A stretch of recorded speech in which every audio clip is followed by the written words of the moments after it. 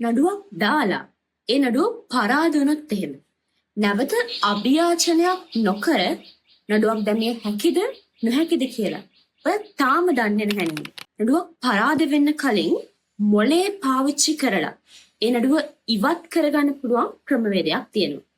ඒ වගේම නැවත නඩු දැමීමේ අයිතිවාසිකම් සහිතව ඒ වගේ නඩුව ඉවත් කරගැනීමේ හැකියාව තියෙන අවස්ථා මොනවද කියලත් ඔයාට මේ වීඩියෝ එකෙන් දැනගන්න පුළුවන්.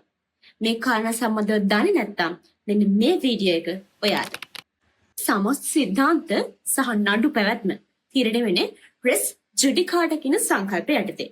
මේ වීඩියෝ එකේ මේ සංකල්පයේ සම්බන්ධ වගේම නඩුව ගොනු කරන ඔයාගේ පැත්තෙන් සලකා බලපුවම අදාළ අයිතිවාසිකම් හෝ ඔබ ඉල්ලුම් කරන හිමිකම් කොටස් වශයෙන් ලබා ගන්න පුළුවන්ද කියන කාරණාවත් අවධානය යොමු කරන්න ඕන නඩුවක් ගොනු කිරීමට ප්‍රථම.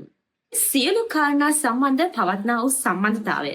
එහෙමත් නැත්නම් හේතුව පැහැදිලි වෙන්නේ සිවිල් නඩු විධාන සංග්‍රහයේ 207 වන වගන්තිය සහ 406 වගන්තිය අතර පවත්නා වූ සම්බන්ධතාවයේ බැඳීමත් සමග. මේ සම්බන්ධ දැනුවත් වෙලා දිනන්නම හිතාගෙන නඩුවක් දාද්දී හරිම ප්‍රතිකර්මයේ ඉල්ලලා කොහොමද නඩුවක් ෆයිල් කරන්න පුළුවන් කියන කාරණාව වගේම කුමන අවස්ථාවලදීද තමන් නැවත නඩු පැවරීම යටතේ දිනන්නම හිතාගෙන නඩුව ඉල්ලා අස් කරගන්න පුළුවන් කියන කාරණා දැනගන්න ඔයත් කැමති නේද? එහෙනම් බිස්ලෝ බ්‍රේක් YouTube නාලිකාවේ මේ සම්බන්ධව ඉදිරිපත් කරලා තියෙන සම්පූර්ණ වීඩියෝව බලන්න.